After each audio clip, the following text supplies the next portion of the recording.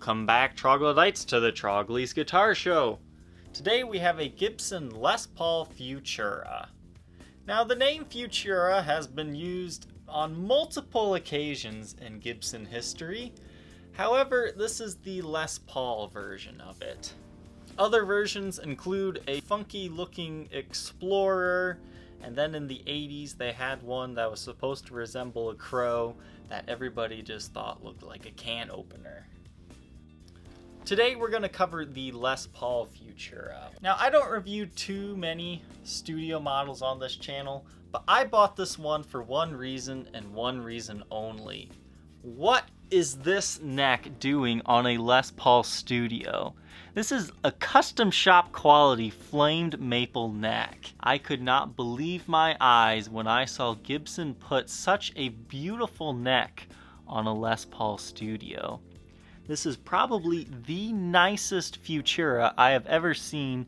This neck is so flamed, it reminds me of like the really high-end arch tops or a super custom. The whole claim to fame for this series was flashy finishes on plain maple. It even says it on the Gibson website, plain maple guitars. But even the top on this one is actually pretty flamey. Now these are essentially Les Paul Studios, but they're a little bit different because they kind of had some experimental parts for Gibson. Perhaps the first thing that you're going to notice here is it is in a P90 and humbucker configuration. Now the P90s of these are called the P90-H Sidewinders, and you have a Burstbucker 3 that is uncovered on these. Now this guitar has one of those PCB boards instead of traditional wiring, but you also have 3 push-push pots. Those special pots are found on both of your volume knobs as well as your neck tone. So what you do with those is you simply push down on them and they come up a bit, indicating that they have been activated. Again, this one does not have anything like that. So for this guitar, these two signify coil taps for each of the pickups, which means you can get slightly strattier sounds out of it. And this one is a 15 decibel boost switch, but you do need a 9-volt battery in here in order for that to work. As kind of an added bonus, if you don't have the 9-volt in, you can use this as a kill switch. Now this isn't like a buckethead kill switch, you can't really do buckethead riffs with it, but it's great if you're on stage and you don't want your guitar to make a sound like you're trying to talk to your audience or something. You can completely cut the sound of the guitar with this knob, so I think that's kind of a cool unintentional feature of this guitar. The claim to fame for the Futura series was basically to make really striking finishes. There were 6 unique options for this guitar. There was the Insane Plum, which is kind of a purple color, Pacific Blue, a Brilliant Red, an Inverness Green, a Champagne color, which is kind of slightly gray, and a Boolean Gold. This particular example is Pacific Blue. Now what's kind of unique about this finish is it looks different on the maple top as compared to the back on the mahogany. Since the mahogany is a darker wood, it actually kind of more appears green rather than blue on the nice maples. Something else you'll notice is the neck is also a lighter blue color because these do have maple necks. They have maple neck, mahogany body, and maple tops. Another feature that these had originally from the factory, they had that automatic e-tune system. It has been removed on this example in favor of traditional Grovers.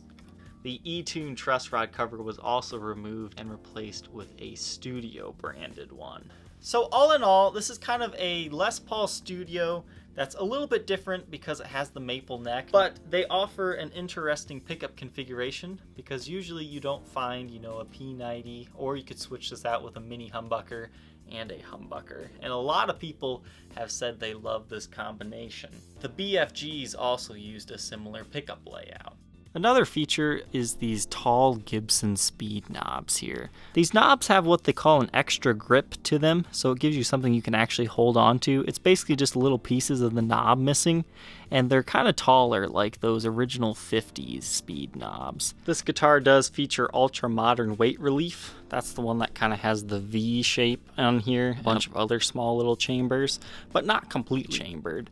So it's not a super heavy guitar at 8 pounds 12.3 ounces, and it features a 60s slim neck profile. So if you're looking for kind of a beautiful, unique Les Paul standard that isn't going to completely break the bank, this is definitely a really cool option to consider, and it's a little bit different tonally. Alright, let's talk about the tone of this guitar. Now the neck pickup doesn't quite sound as loud, simply because it needs a little bit of foam underneath it. That way it comes closer to the strings, or you could simply lower the bridge pickup down. Besides that, I would say that the neck pickup definitely isn't quite as hot anyways, but it has more of a smoother tone to it. We'll go ahead and give it a listen.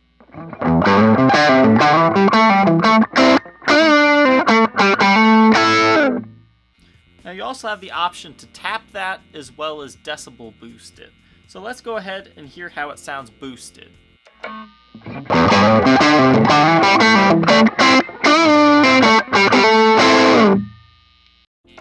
Now with it tapped.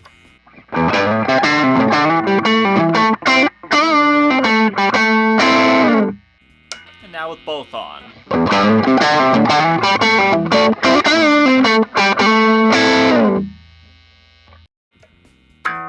Now the bridge pickup is very hot. When you mix that with the boost as well, really start to overdrive your amp quickly. And you also have the option, again, of tapping it for more stratty-like tones.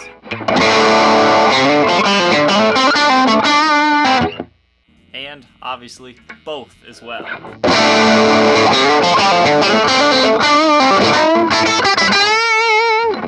That really gives you that overdriven strat sound. Now, where the beauty of this guitar comes in is the middle position, which kind of blends the smoothness and the hotness together for an interesting tonality.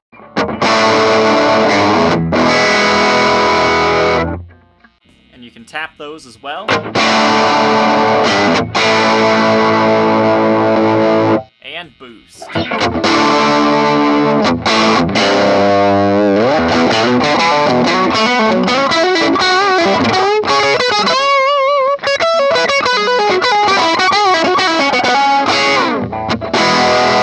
So I hope this gives you some idea of the tones you can get from this guitar. Now that we know how this one sounds, let's go ahead and go over its condition.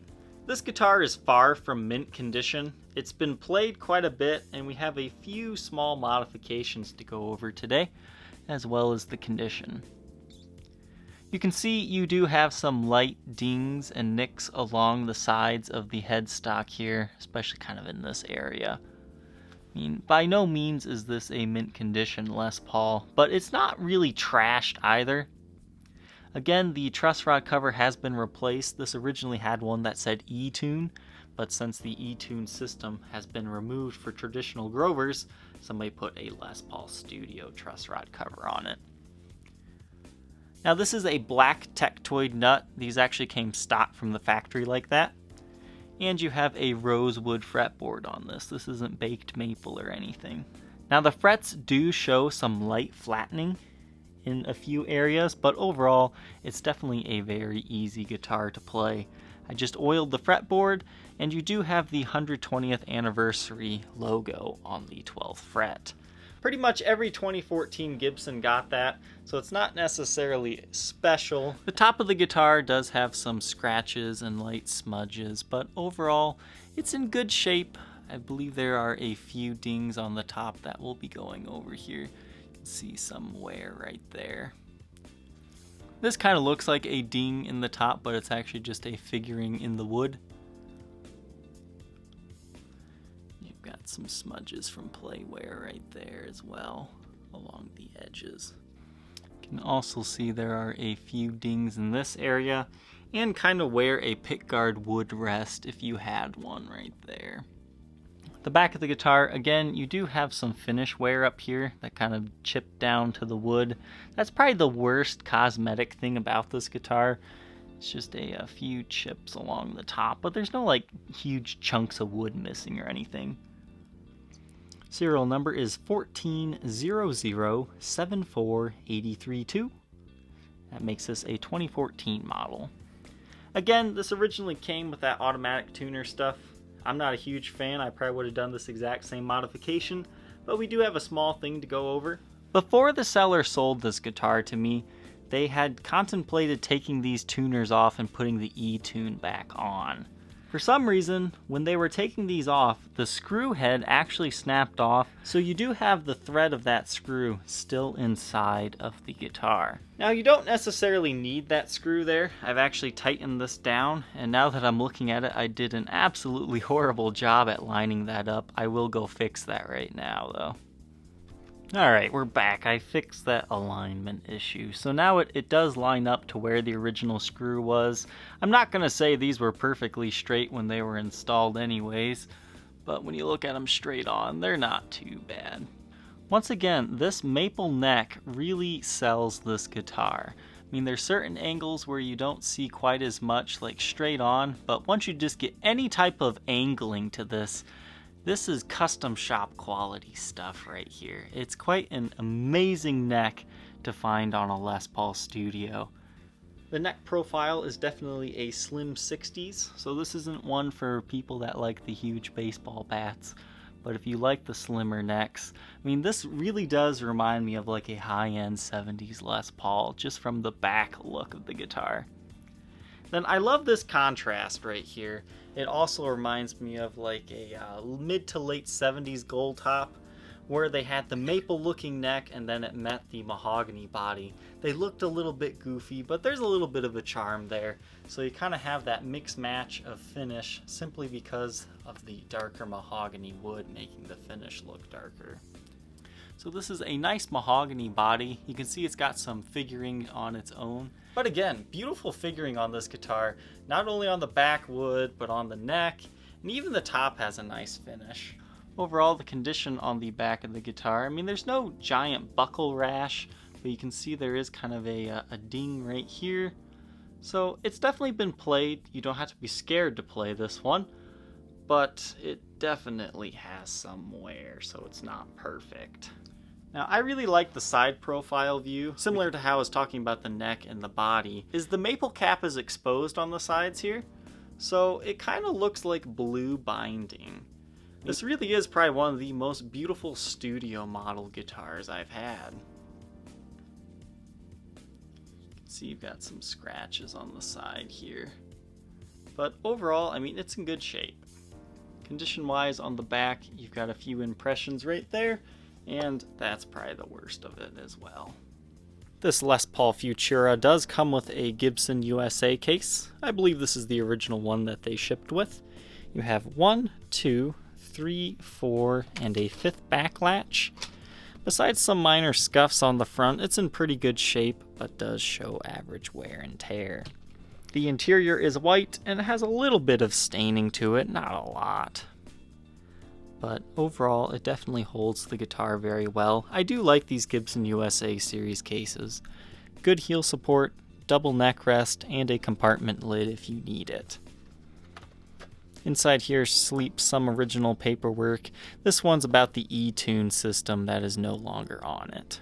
If you think you might be interested in being the next owner of this beautiful Les Paul Studio, feel free to contact me on my Facebook page, facebook.com/Troglys, Troglys. Thank you for watching, Troglodytes. Don't forget to like, comment, and subscribe, and we will catch you tomorrow on the next episode.